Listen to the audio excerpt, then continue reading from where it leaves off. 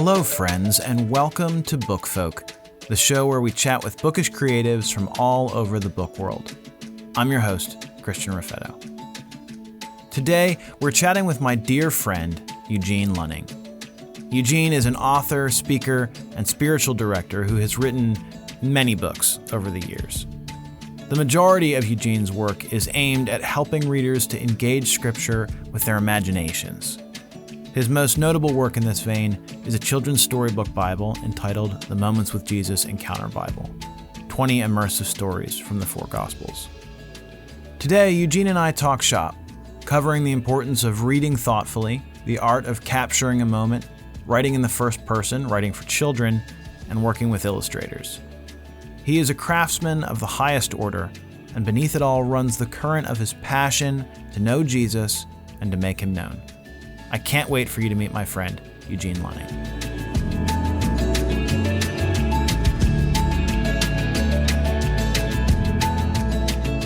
Eugene, it's so good to be with you. Thanks for the time today. Delighted, as always, to be with you, Christian. It is a joy. One of my favorite things about you, Eugene, is that you are super widely read and incredibly talented in pretty much everything you put your hands to. Today we're gonna, including growing that mustache, man, look awesome. I'm only wanting to be like you, Christian. That's likewise. So you've published 12 books, somewhere around there? Well, some are self-published. There's been a few that have been sort of jointly with you, published by an actual house. So that's a nice little combo of the two. Yeah, but I mean, suffice it to say, you've written a lot for both adults and children. If you had to look across your whole body of work, what is the common thread or the through line that kind of unites all of them? Maybe another way of asking that question is, what are you looking to accomplish with your writing? That's a great question. There's a very nerdy, literary reference that I'll give you that sometimes I do think about still. Thomas Wolfe, one of my favorite early 20th century writers, he said that the work of the novelist is to snare the spirits of mankind in nets of magic. I've always loved that turn of phrase. For me, it would be to snare the spirits of mankind in nets of glory. And the idea of that is, can we point everyone's highest attentions to the person of Jesus? So whenever I'm writing, it's always in that direction. Actual encounter with him, sort of thinking deeply, pondering on his person, his teachings, his way. It's all Jesus all the time. That's a better answer. Yeah. Awesome. And we'll kind of circle back around to that, but just to kind of start us at the beginning in your writing history, how did you get started writing? Well, we were talking about it offline before we started. For me, it all begins with reading. As a child, let's back up and just say my name's Eugene. So I was destined to be a nerd. I also was an only child. So it's like I spent lots of time on my own, named Eugene. Of course, I'm going to turn to books as best friends. So I always loved to read, going all the way through, prep school, college, and then getting to the end of college. I suddenly realized I can read whatever I want all the time now. And so for me, it began this journey of reading everything that fascinated. And then I would take strange threads from one author back to their formative author influences, and did that for years, to the point where you start to find like, boy, I would like to write in that style. And so you start to experiment because you've been reading certain kind of threads of different writers, pardon me. And eventually you start to just experiment. And for me, it began with very short stories, poetry. And then I tried my hand at a novel. It was so bad. I just want to put that on the record. I don't want anyone to read it. One person has, and it was very painful. But since then, just constant experimentation. And then with that, Christian, you know this well, a lot of speaking in the context of Young Life, different church opportunities, and also like spiritual retreats. Experimentation with what grabs, what kind of holds people's attention, what causes things to really come into focus. So it's all of a piece, writing, speaking, and of course the reading that influences how you do those. So that's a little bit of my journey. Yeah. So talk about some of your influences. When you talk about that sort of vast reading journey, who have been some of the authors that continue to influence you in your writing? Yeah.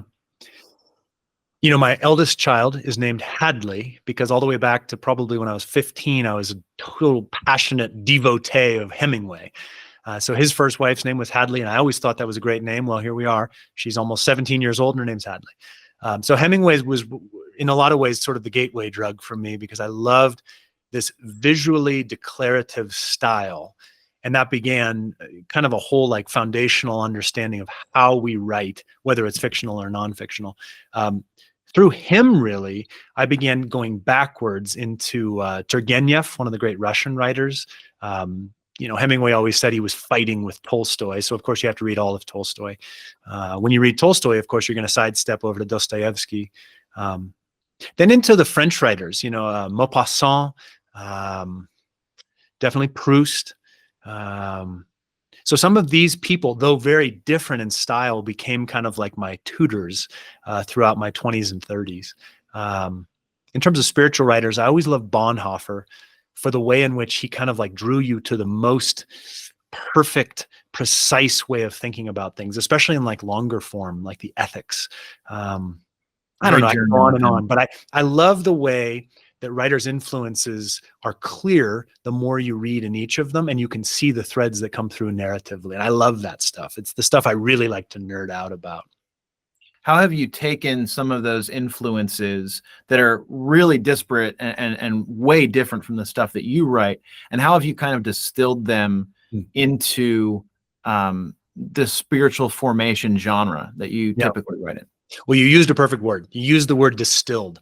And I have this, I probably wrote it down when I was, 27 years old.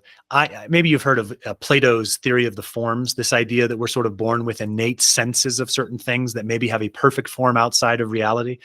Well, I had this idea when I was about 27 that there could be a literary theory of the forms, meaning how quickly can I have Christian thinking of a setting and all of the parts of that setting with the fewest words possible. And so when I look back at like the early 20th century, obviously Hemingway is like the prototype for that. When you read some of his short form, like in Our Time, one of his first books, it'll be one paragraph and you're there, because he uses the least words to give you this more almost like journalistic style of, okay, I'm there. He doesn't say much about it, but he causes your imagination to picture it for itself. Compare that to someone like Thomas Mann, who's this unbelievable, amazing writer. Like, you should read Buddenbrooks. It's a great book, but he describes everything like ad nauseum to where you're like, okay, I know exactly what that bookshelf looks like. Okay, Thomas, that's enough. So I felt, what if, like if I'm giving a talk, how quickly could I have people imagining Jesus sitting on the edge of that boat, talking to Simon Peter in Luke 5? How quickly could I have them smelling, seeing, hearing, experiencing that scene for themselves, using their imagination, without really having to give them much? And so that's my sort of literary theory of the forms that I took from writers like Hemingway and Turgenev, especially, because they're quite simple. They're very like spare. They don't give you a lot of details, but the way they do it is poetic. So you feel like it's kind of like the both and. It's poetic, but it's also simple. So I would say those are a couple of different ways in which it's sort of come to me, but that started with just speaking it rather than necessarily writing it. Okay. And can you talk about, you haven't mentioned him yet, but I know from our conversations that you're a fan, Khalil Gibran, Jesus, Son of Man, Jesus, Son of Man. Yep. Talk about that book and how that kind of connects to what you're saying and sort of what you do. Yeah. So late 20s, I think I was at the Goodwill, just walking around the bookshelves there. And I saw this book. I knew Khalil Gibran from his other book, The Prophet, which I don't particularly enjoy. But I saw this black binding, and in gold embossed writing, it said, Jesus, the Son of Man, Gibran. And I was like, whoa, I've never even heard of this book. So I pull it down, take it home, and it was life-changing for me. Because this book, by a man who didn't necessarily even follow Jesus with his life, Khalil Gibran, is these little vignettes, firsthand testimonies from all of these figures from the time of Jesus. So some of them are known, like Simon Peter. Some of them, Mary Magdalene, like she's a little bit more of like a side character. Then some are just characters he made up, like someone who overheard him one day and maybe didn't even like what he had to say. And the way Gibran wrote these like 2-page to maybe 6-page little vignettes about Jesus from those perspectives was some of the most beautiful writing I'd ever read, and brought Jesus into this focus unlike almost anyone I'd ever read. And it got me sent on this whole new journey of how can we harness people's imagination so that the gospel narratives like jump off the page and become theirs, like live in them rather than just being words on a page that they read in a quiet time and then forget all day. How could they like linger and almost hook in? And that's back to this idea of snaring our spirits in nets of glory. How can we do it? What are different ways to go about it? Yeah. And can you also speak to, you're talking a lot about capturing people's imagination and specifically around particular passages of scripture. How has the work of some of the Christian mystics or has the work of some of the Christian mystics played into directing you in that way? Well, that's a great question. I would say I'm not necessarily always a great reader of the mystics. Some of them I really actually do enjoy. Others, I find to be like, Christian navel gazing. My thing with the mystics that is great is that they actually believe Jesus is alive right now. And sometimes Christians can transit through life and totally miss that. They can think that he's a historical figure who has done a historical theological work to set them free, and they are now free, and they have almost no interaction other than these sort of throwing a prayer out there. The mystics are great because they are telling us he's alive right now. His spirit is trying to have dynamic interaction with us as we are reading these words on a page, praying together, whatever it would be. So I do think that their influence on me is the reminder that just like the early church always was about, he's alive, let's do something about it with him right now. And I want my readers to read that way, that there would be something actually dynamic happening right then, because he's not just somebody I'm trying to describe. He's in them, over their shoulder, next to them, before them. He is all of these things all at once and always alive. Yeah. So I've been reading through Richard Foster's Celebration of Discipline, and he talks in there in the very first chapter about the discipline of meditation, and he kind of zeroes in on one of the ways we can meditate as Christians is to meditate on a passage of scripture, and really doing exactly what you do in your talks and in your writing, where you kind of imagine yourself there. And I love what he says. The point is to kind of make the New Testament not history, but biography, autobiography, that like, oh, that scene in Luke 5 with Peter that you were describing, like I was there and I was Peter, and that's been incredibly fruitful for me. And almost a fresh way of studying scripture that's not so, I don't know, heady, but more based in the heart. Yeah. And just this morning, I was recording something for our fellowship that we lead here in Colorado. And it was this meditation on, and you know this about me, Christian, I'm always also fascinated by like the mundane details in the Gospels, because oftentimes we get captured by like the miracles and these amazing teachings and healings. But for this particular Sunday message I was working on, I was captivated by Jesus's travels through the Galilee, how unbelievable that must have been for the 12 to see the healings, teachings, all that good stuff.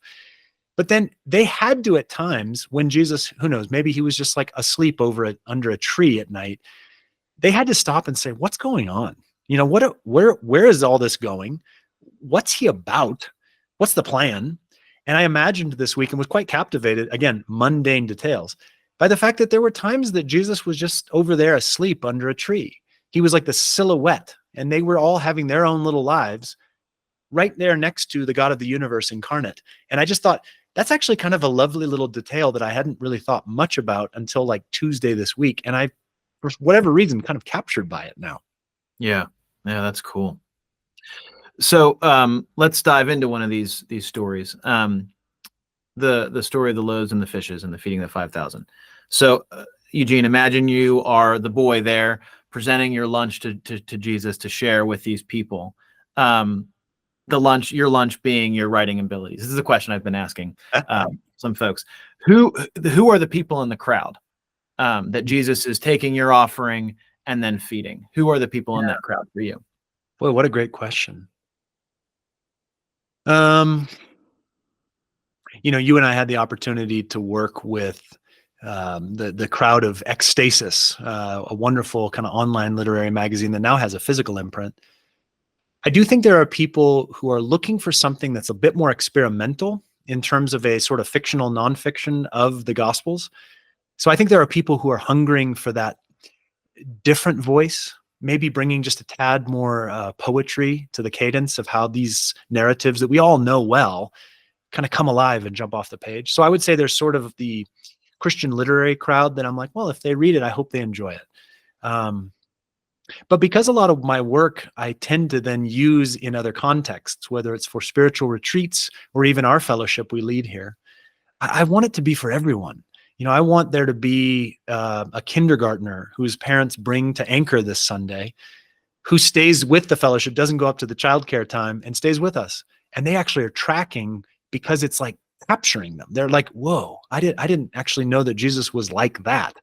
So I want the little child. I get really captivated. Like Jenny and I just did a retreat, and we were together with people in almost every decade of life.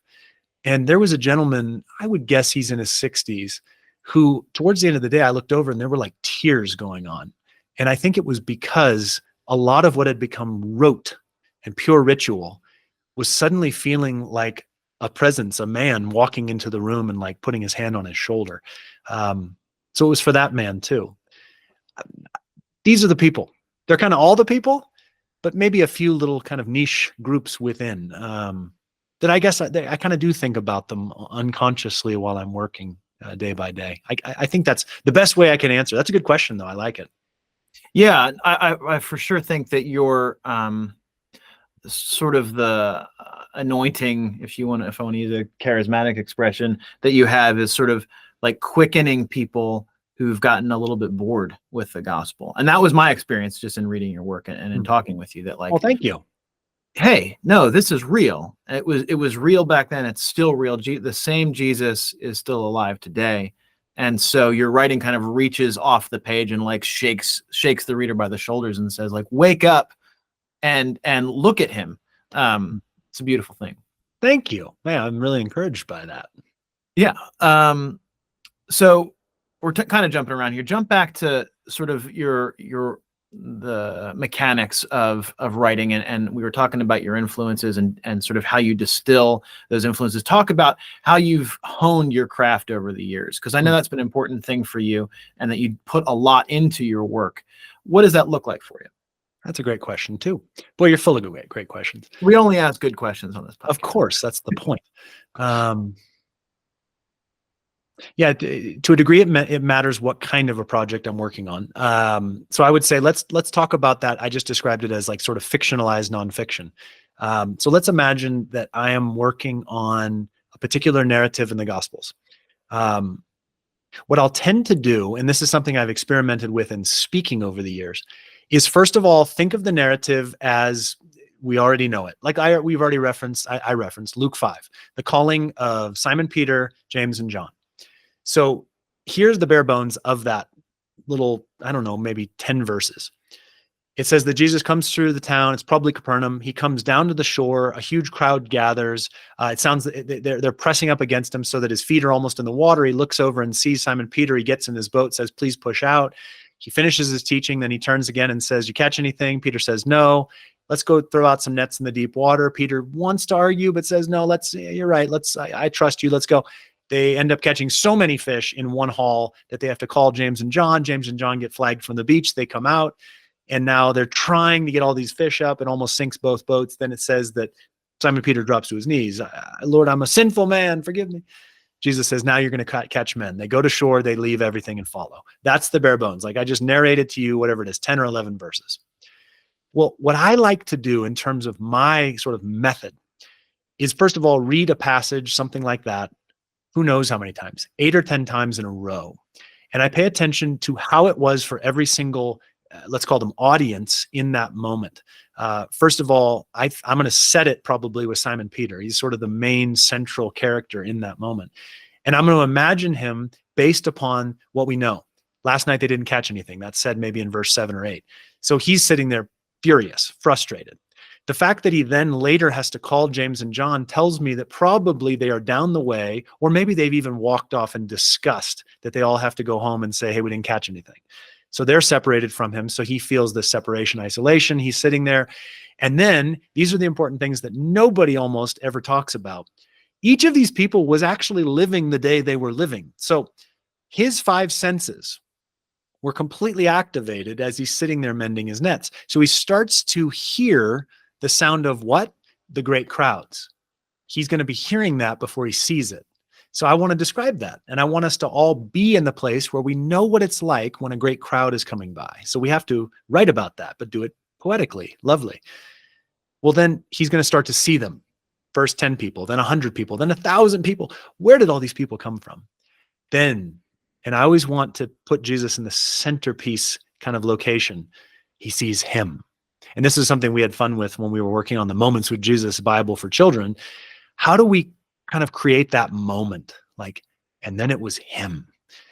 Well, then he comes down and we describe, again, this is back to the idea of like the forms, the literary forms. How quickly can we have people feeling as they read from Simon's perspective, seeing Jesus, what it feels like to be on a Galilean seashore on this particular morning? So a few descriptions that can kind of pull them in, but not too much, because we want to keep them focused on Jesus, not sort of the sensory experience.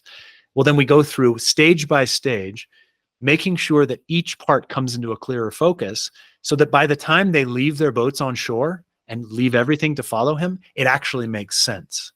And it's that I feel like is my job, is to make his person seem so undeniably attractive, magnetic, that you actually know why by the end. And that's one of the things about the Gospels. Sometimes they are so simplistic, especially the book of Mark, that people just read them like 2, 3, 4 chapters at a time and maybe get nothing about his personality.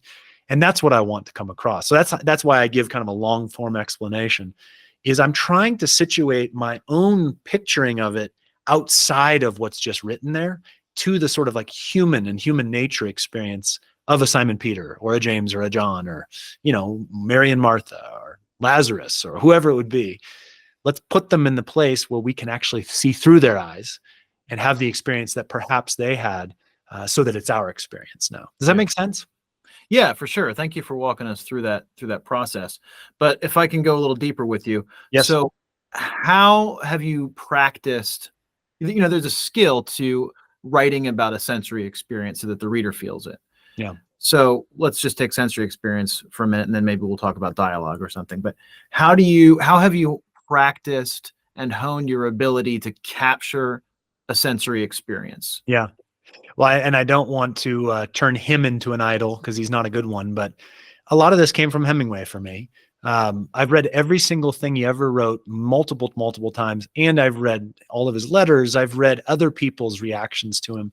There's a great anecdote where he was out on his fishing boat, and someone, I think it was like a young guy who was aspiring to be a writer, was asking him like, how do I do it? Kind of like you're doing to me. And I'm not a Hemingway, just to be clear. But he basically said, for the next while, pay attention to everything that gives you a kick, something that really grabs you. Pay attention to the way that the line tautens when all of a sudden we have a fish on. Pay attention to the way the water, sound, move. Pay attention to the smells. Pay attention to the way that the sky changes with the movement of the clouds. In fact, Hemingway, it's a great anecdote too. He would go to the museum. I don't think it would have been the Orsay. It was probably the Louvre when he was living in Paris in the 20s, when he was like poor and destitute. And he would go and look at Cézanne's paintings so that he could try and understand how he did it. That's what I have tried to do throughout my adult life. When I take my dog on a walk, I'm typically writing poetry in my head because I want to pay attention to what I notice and what kind of moves me, the way that the creek sounds, the way that the wind moves in the trees. These things that move you, you can then begin to write about. If you're not moved by it, then nobody's going to be moved reading your writings about it. So I think it's just to be a student of emotion, experience, sensory experience, to kind of like let life grab you and then see how you can grab other people with it. How do you know when you've succeeded in that on the page? Or like just for you yourself? Obviously you can have somebody read it and say, oh, I didn't quite get it. But for you, how do you know when you're like, after you write something, oh, that worked or not? Well, you know, Christian, because we've talked about this a lot. I'm never satisfied with what I write. And I'm always sort of like in despair after I finish any piece because it's never what I want it to be. The structure for me is, can I read through, whether it's 4 sentences or 40 pages, and actually, first of all, experience the cadence of the words themselves? Because I actually think that writing should sort of almost like taste good. Like if you're like reading it out loud, it should like feel good the way that it's moving. And that's like the influence of like the poetic to me. But then second of all, when you read like a sensory experience, does it actually feel like that when you read it for when you would have experienced it. If I'm describing a seashore in Galilee and it doesn't actually read true to anyone's experience of being on any seashore, then I need to go back and work it again. But if it's like you read it and you're like, oh yeah, I can smell and taste and experience that, then at least I've begun to begin with doing what I want to do. But again, it's never successful in my mind. I'm always, struggling with my own crazy writing demons as I finish anything, but that's at least the process. Yeah. What about with people? Is it a similar kind of discipline, or is it different for trying to capture people or a conversation? I'm not great at describing people. I know that's one of my weaknesses. I tend to just think if I give the basest description of a person with, let's say it's the first century, with maybe the way that their tunic and cloak looked and the way they carried themselves, if I can give at least an idea so that someone's imagination is sort of picturing it, I feel good enough. I'm not going to go into oh yes, they bore an aquiline nose and their mouth pursed in such a way. I don't care about the way people looked like that. Lots of writers do, and I'm usually bored reading it. So I don't go too far into that. I also am not great on dialogue. I just feel like mine is not what I want it to be. It doesn't feel as natural as others, but yes, you want it to sound normal. You don't want to read dialogue out loud and be like, nobody talks like that. Like when you're watching a movie or TV show that's kind of like a B-level movie, you're like, nobody talks like that. I don't want any of that. So I always try and hone it down to I'd rather it be way too simple and sound reasonable than high flown and nobody's going to believe it. Yeah. Cool. So let's dive into the Moments with Jesus project specifically. Mm-hmm. So the first book was relatively linear. It sort of follows the gospel story, and you selected some specific stories out of there, 20 to kind of tell. But the second one, which is to be released November of 2024 this year. The second one is kind of spans scripture, right? With a focus on the gospels, but you're pulling from a lot of, you go all the way back to the Garden of Eden. And do you end at Revelation? I don't remember. Yeah, essentially, yes. Okay. Yeah. All right. So we're spanning all of scripture. So can you talk about what it's like to create a narrative arc out of these stories that are kind of have their own narrative arcs that you're pulling them out of? Mm-hmm. Talk about how you tell a story with stories that already exist. Right. Well, and I think, you always want to give a great big tip of the hat to Sally Lloyd-Jones that did the Storybook Bible, obviously did a wonderful job of situating Jesus in the midst of every single narrative. And hers has way more chapters than we're going to do. So I want to give great credence and credit to her artistry. How wonderful.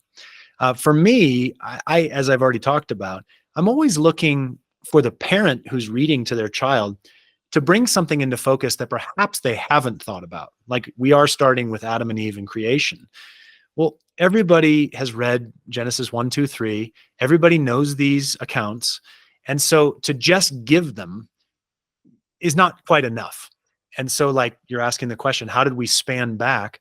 Well, I wanted people to experience, let's say, the fall.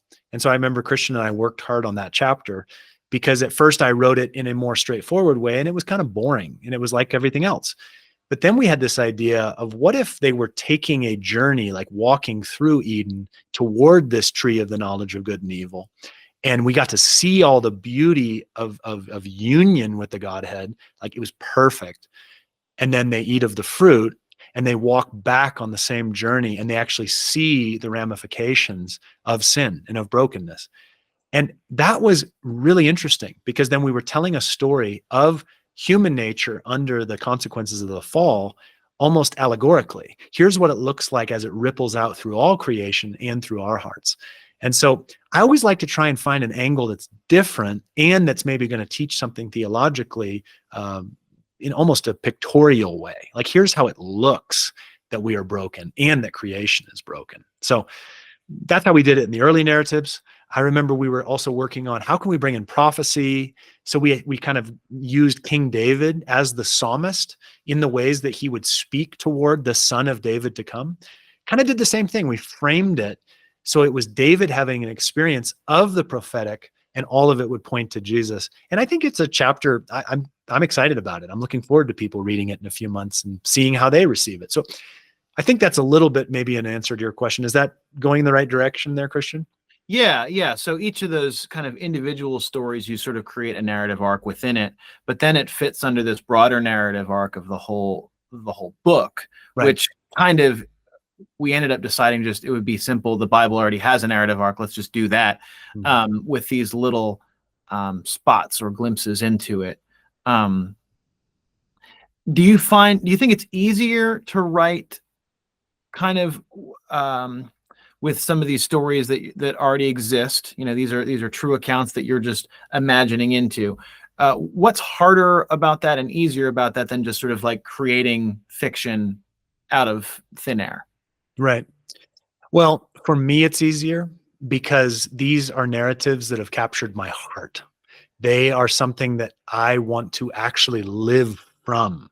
Like this morning, I was reading in Luke 7, the centurion who Jesus is on his way to see him. And the centurion says, I'm not good enough to have you come in the house, And I just spent time meditating on that, and I was learning things from it. So if you said to me, hey, I need you to write 2,000 words on the centurion for next week, well, it has my heart. It has my attention. I want to live with the same posture as this centurion, with this humility, with this like awe of Jesus. So that's a little easier for me because it's like it lives here. Like I said, I wrote a novel in my 20s. It was terrible. It was what they would call like a roman à clef, which is like a novel based on your life. I wrote it. I brought in all kinds of fictionalizations of parts of my life and traveling Europe and all these different things. I found it very hard to write. I found it hard to like fictionalize experiences and make people believable. But I learned a lot by doing it. So if you would ask me, I would prefer to bring in the fictional elements to the non-fictional world of the Gospels versus the other way around, like trying to write beautifully journalistically about something that's coming straight from my head. That's just not what I'm meant to do. There's other people that are great at it, and good for them,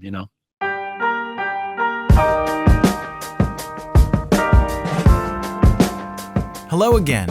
If you are a writer or an artist with a passion for books, looking to join a community of your fellow book folk, I want to invite you into the fellowship of storytellers that we're building here at Humble Books. Come join the conversation on Substack at Humble Books. We would love to get to know you and encourage you in your work. I also wanted to invite you to get your copy of a really practical, free resource that we've put together especially for writers.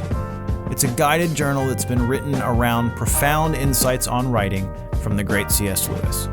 And it's aimed at helping you to organize your thoughts and articulate them more clearly and ultimately refine them so that they really sing from the page. Again, it's a free download. To get it, click on the link in the show notes and download it from our website. And now, back to the show.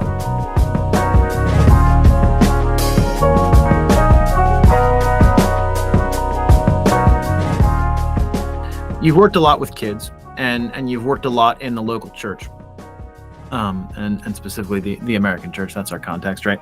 So talk about your experience in the American church, about how the church introduces kids to Jesus.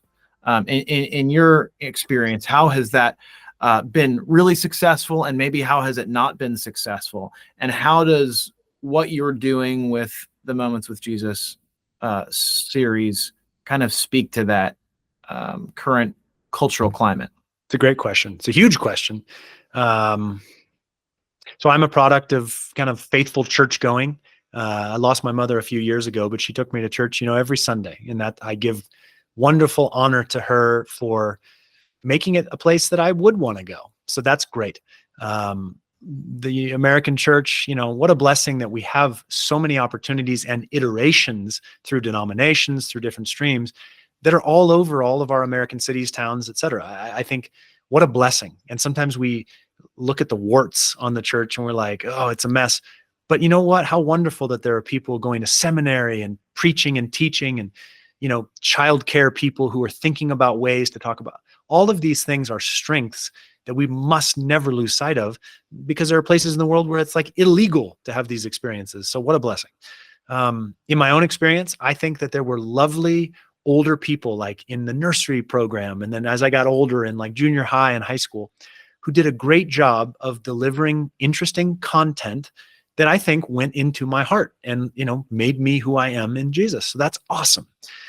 I would say, if I could start to pick at certain things, I think one of the dangers in the American church is that sometimes we think that if people just know about Jesus, that's the same thing as knowing Jesus. And you and I, Christian, have talked about this a lot. Information transfer has nothing to do with the experience of becoming a disciple of Jesus. And so I read these books where they're filled with all these like polls and numbers about how the church is like losing people and the young people are all walking away. And my rebuttal to that is, you never had them to begin with. You were just trying to inculcate information into their brains and somehow hoping that that was going to do something. People have like a really low threshold for boredom. So my experience as a young life person who is trying to get people who have no idea about Jesus to actually get to encounter Jesus, that taught me a lot.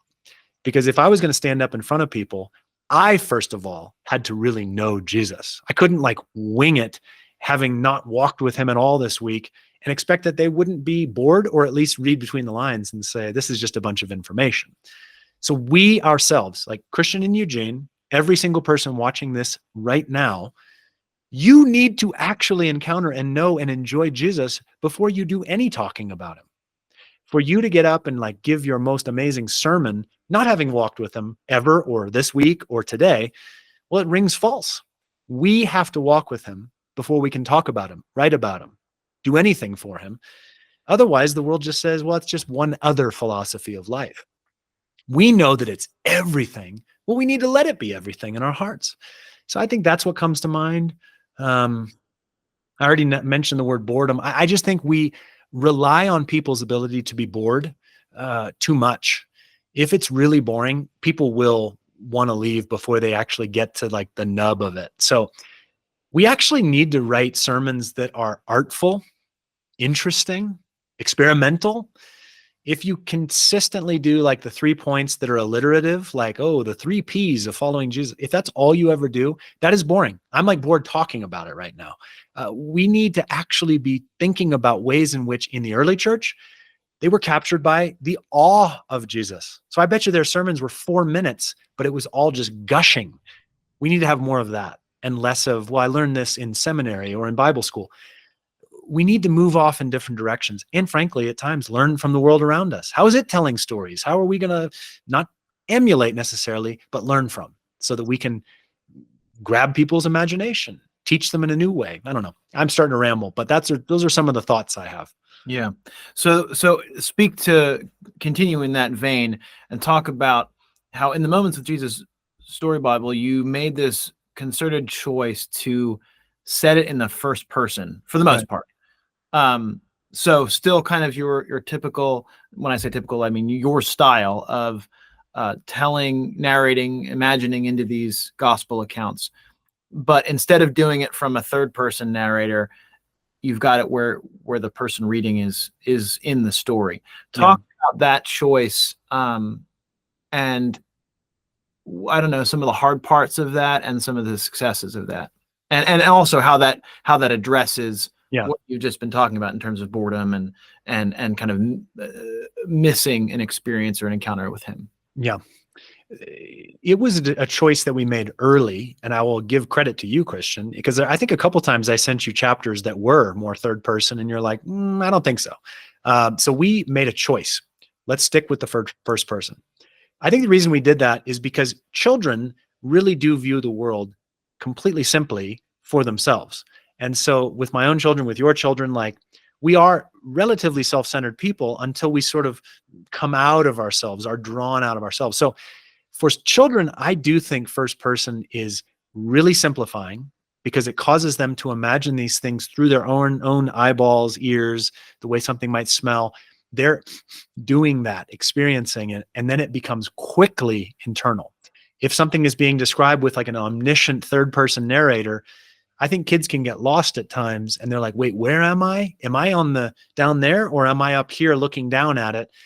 I just think sometimes we move into these different constructs in terms of like fictional or non-fictional writing that can confuse little children. I also just happen to think that most people are pretty, experiencing what they're experiencing, and not often a lot more. So to situate it that way is so simplifying, and it so quickly grounds a person right into it. And then if Jesus suddenly arrives into their line of sight, it really feels quite personal. So that's why we did it. I still really, it works. That particular book, because I think it's very visceral. Like some of those chapters are like, whoa, it's kind of intense. So Yeah, that was our idea there. there were some moments where it was really hard to write in the first person. Can you recall any of those, and can you talk about that? Yeah. Yeah. And part of the struggle too, I remember for both of us as we went back and forth with drafts, is we never wanted it to be too much about the person having the experience of Jesus. We really wanted Jesus to shine. And I think there were times I got carried away with describing that person's experience generally, and then Jesus sort of was like missing a little bit. I recall struggling a little bit with the cross narrative because we couldn't be Jesus. Like that felt irreverent. So we made the choice of being one of the criminals that are hanging on the cross next to him. I remember struggling with, I don't want to be too much about, the physical pain that this poor guy is going through. I wanted Jesus's glory as they had that beautiful interaction from the Gospel of Luke. I wanted that to like sing and just be, wow, today you will be with me in paradise. Like I wanted that to just goosebumps. But I remember struggling with, how do we get there? Like, how do we get on the cross as the criminal? And I think it ended up working. I remember Christian had to really like pare away some of the stuff I was trying to lay too much groundwork. I think it works. It really works. Let's give a shout out to the How to Shells, the illustrators. That particular chapter works the best because of their amazing illustrations. Like, I wish I could go grab one of the books off the shelf. Like if somebody's never seen those illustrations, like when Jesus looks over at you, wow, that's what I wanted for people to experience. So you're kind of anticipating my next question, because I want to talk to you about the process of working with illustrators and choosing illustrators. So let's talk about choosing illustrators. In your experience, what was that like? And what did it feel like to find someone you thought, this could work? And then talk about the experience of, as we began to get the illustrations in, what was that like, especially for you as the writer? These are characters and scenes even that you've pictured 1,000 times in the process of writing them, and now you're seeing somebody else imagining them.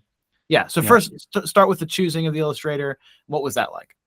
Well, before we even get into that, if somehow this podcast gets back to them, I do want to thank Don Norai and Larry Sparks from Destiny Image for the blessing of having had the budget we had for Moments with Jesus. Because if we didn't have the opportunity to reach out to Kevin and Kristen because we didn't have the money for it, I just don't think that book would have had the success it had or really been as grabbing as it was visually. So I'm grateful to Destiny Image for really backing us on this product.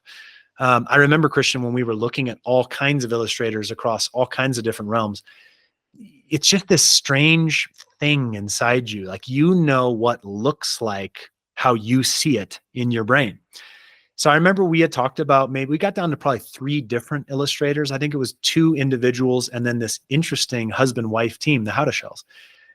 And the more I looked at theirs, and the more I remember using the word with you, I was haunted by certain ones of their images. And I remember it was like for some ad campaign, it wasn't even like a Christian image, but I was like haunted by the shadows and light and by the way that they created the perception of distance in their imagery. And I was like, these are the people. Like they kind of get it. They see things in this long range, but also intimate way. So getting to meet them, getting to have the opportunity to work with them was a gift. And it was a gift on volume 2 of this same book. Then the process, Christian, you remember it well. We would like sit and make these nitty gritty notes, and we would say, okay, on this page turn, Jesus is going to be looking over at you. And we would have so much fun imagining it for ourselves. And I had been writing it, and so I could kind of see it in my head. We'd send them notes, and those 2 are just so gifted. You already used the word anointed. They had such an ability to understand these, like, at times complex, at times overly simple notes we wrote, and just get it. And the sketches they sent back, I mean, I can still remember like sitting at this desk and just like having goosebumps, because the way they somehow got it, even with like poor notes that we would send, it was almost better than how my addled brain could see it for itself. From there, I remember sometimes there would be things where we would say, oh, I think actually let's have him further away. We'd get into the nitty gritty. But that week by week, if you remember, we would get sketches on a Friday. We would then get renders on a Friday, the next Friday. It was like Christmas every single week. Sketches, renders. And it was, I mean, what a joy. I still am grateful for every part of the process with those two. You have to send this podcast to them because I want them to remember how much I appreciate them. They're supposed to be guests at some point. So yeah, Perfect. we'll talk to them. But the thing I appreciate about you as an author, Eugene, is that you're an artist. You know that if like, hey, if I ask you or commission you to write something that I'm doing, you need to like have ownership of it, right? And sometimes that doesn't always translate to working with other artists, like especially visual artists. That sometimes the writer, the author, wants to maintain the control rather than trusting these artists to be experts in their field. But you weren't that way at all. Like you had enough kind of parameters to be helpful, but you didn't really micromanage the process at all. And so that allowed Kevin and Kristen to really just do what they do best and bring everything they had to bear rather than kind of the limited thing that we were specifically asking for, Thank you. Yeah, that was why it was such a blessing to have them, because their ability to see and sort of interpret what I was seeing often would just go in directions that were so much better than anything I could visualize. And so it was a blessing to just take your hands off. And like I said, it was Christmas every week, because it would just be surprising the way that they would visualize. And sometimes, like I already mentioned, like this perception of depth, sometimes they would put Jesus way further away in the frame than I expected. And wow, that would be grabbing. Or sometimes it would be so close that it was almost frightening when you turn the page. But that's what I think, gave that book a lot of its sort of imaginative texture, which is what we wanted from the beginning. Yeah. So here's another question I ask to all my guests. How do you see your work in the broader context of the kingdom of God? Sort of what is if you're in the body of Christ and this is your offering, like where does it fit? Christian, you'll be not surprised to hear this. One of my great theologies of Jesus is that he is trying to go through the same process with everyone who calls on his name as he did with the original disciples. And my way of reading the Gospels is that all began with encounter. He walked into their tax collector's desk or their fishing boat, or, who was it? Andrew and John were standing with John the Baptist, and he said, look, there goes the Lamb of God. And they began to follow, and he looked over his shoulder and said, what do you want? Every one of those 12 had an encounter. And it's clear in the Gospels that the encounter sparked off everything that followed from that day until many of them became martyrs for this. I would say, in the way that I read his narrative into people's lives, I'm there for that. I am there so that people have a fresh experience of his aliveness, his humor, his tenderness, his passion for them, his affection for them, his willingness to go to any length for them. I want them to suddenly realize for themselves, that's how he is. That's how he sees me. So that it can really become like a love affair between that person and Jesus. And if I can play that part in 1,000 lives or 10,000 lives in my lifetime, imagine something that could be better than that. So for me, I'm the encounter guy, I would say.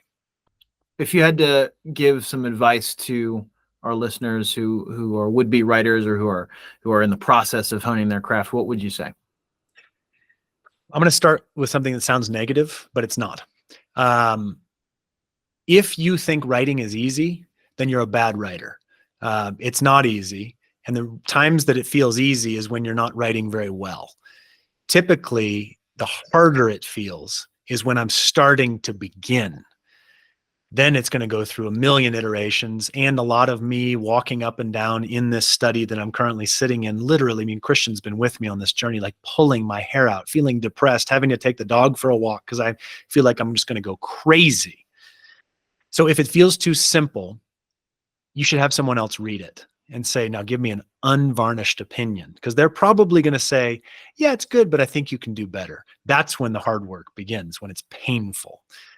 The second thing I'll say, and I kind of hinted at this before, is that if you want to be a good writer, you must have read everything. You must read all kinds of writers. You should read experimental writers, surrealist writers. You should read James Joyce's Ulysses and understand what it feels like to read Stream of Consciousness. You should try and read so much that you actually have a reasonable measurement for what you're writing in the context of the world itself, but especially of Christendom.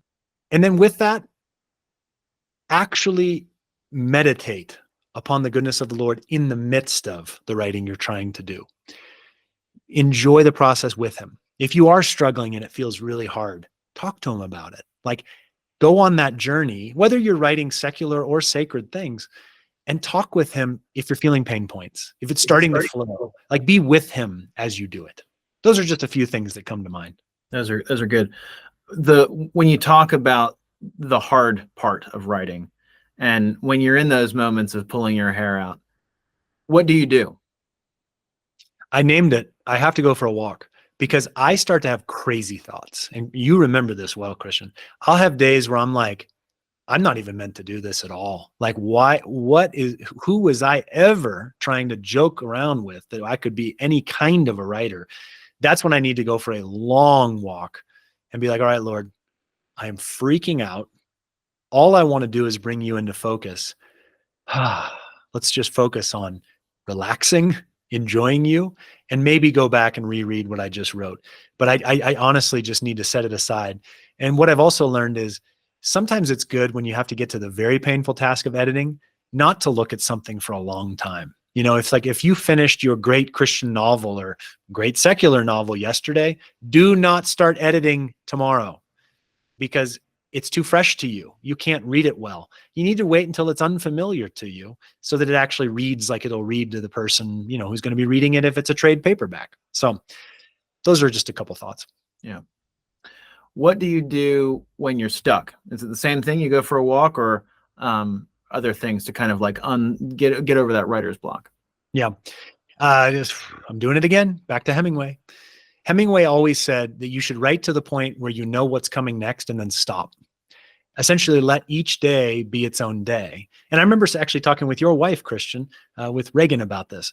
The idea that we really should try to write something every day, whether it's like just a couplet of a poem or a short story or just like a little vignette.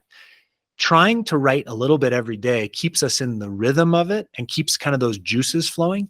But I tend to feel, even if I'm working on a talk for our little church fellowship, if I have a really good idea, I see how I'm going to tie that into 1 Timothy 2, I actually will sometimes stop then, because then it's like tomorrow's problem to come to 1 Timothy 2 and the tie-in to Luke chapter whatever. So I kind of try and, like Hemingway said, when you know where you're going next, leave it and give yourself like the brain space to just let it kind of percolate the rest of today so that tomorrow can begin fruitfully. That's how I stay unstuck. Yeah. Excellent. Okay. Here's another question I ask everybody. Talk about a book that has impacted you. Not Hemingway. That's very fair. I would say it's not a faith-based book. For the last few years, I've been reading, not every day, but almost every day, in the lifetime journals of Henry David Thoreau. And you know this, Christian. I'm not a disciple of Thoreau. I'm a disciple of Jesus. But I do feel like Henry Thoreau is a friend of mine, a notoriously difficult friend. And the reason that this book is very meaningful to me is everybody's read Walden. You know, you've read Walden, A Life in the Woods, when you were in high school and you were bored by it. I reread it quite often. But it's the journals of Thoreau where I realize that the way that we meander in our thoughts, the way we notice the things around us, the way that we sometimes sort of encapsulate like an important spiritual truth in a short phrase, sometimes is the most important thing we do in our lives. And I think we have these ideas about like career and meaningfulness and vocation. But I always liked Thoreau because he was just wide awake to his life. He was walking around through the woods thinking. He was surveying somebody's lot for them, but he was also in the back of his head thinking through the Bhagavad Gita and thinking about how that might tie into some aspect of Christendom. And then he would go home and write about it. It's like, I want to always learn. I always want to be wide open to like seeing people and situations like fresh. So I'm grateful for the journals of Thoreau. Like, they're very important to me. So I would say those in the last couple of years maybe would be the most important. And they are massive. Don't think these are like a light read that you can get a copy of. They're, first of all, hard to find. Second of all, they are a journey, but it's worth it. Cool. Okay. I have a hard time with Thoreau, but all right. Okay. The final question of the interview. If you had to challenge someone to be on this podcast, to take the polar plunge, to do the ice bucket challenge, to go through the arduous task of being interviewed by me, who would you challenge? Someone in the book world. Okay. Yes, I have somebody.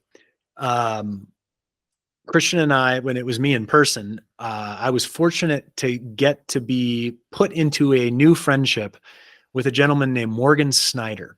And Morgan is the close right-hand best friend of John Eldredge, the very impactful Christian author that many people know. Morgan is kind of like his best friend and helps him run their ministry. He runs, like the boot camps for like the Wild at Heart, Wild at Heart and Ransomed Heart, and all of these amazing offshoots of that ministry that they do jointly. Morgan is an outdoorsman. He is funny. And he's also a voracious reader, both in Christendom and all over, philosophy, great literature. So Christian, you should send this to Morgan, because I think he would have some great thoughts on what it means to write. He is a great writer too. What it means to write, what it means to read thoughtfully. And I would watch that episode. I'd be really interested to see how he would react to some of these questions. So Morgan, this goes to you next, I hope. Awesome. Morgan, you've been challenged. Well, Eugene, always a pleasure being with you, my friend. Thank you for your insights and your wisdom and your heart. I really appreciate you.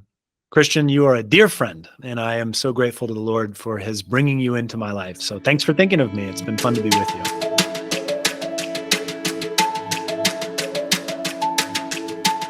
you. Eugene has offered so much for me to consider. His notes on being attentive to those things that move us, studying emotion and sensory experience so that we can bring it out in our work. His idea that writing should taste good when read aloud, even his admonition to push ourselves when our craft seems to be flowing too easily. All food for thought. But I am especially moved by his reminder that I need to know Jesus myself every day before I can talk or write about him. Whether or not I'm creating something that is quote-unquote sacred, all creativity ought to flow out of a thriving relationship with him if it is to ring true. I leave you with that thought, dear listener. Thanks so much for listening to today's episode. Bookfolk is a production of Humble Books Media, a fellowship of storytellers and artists committed to exploring truth and delighting in beauty. You can join the conversation on Substack at Humble Books. You can learn more about us on our website, humblebooksmedia.com, or you can drop me a line directly at christian@humblebooksmedia.com. Until next time.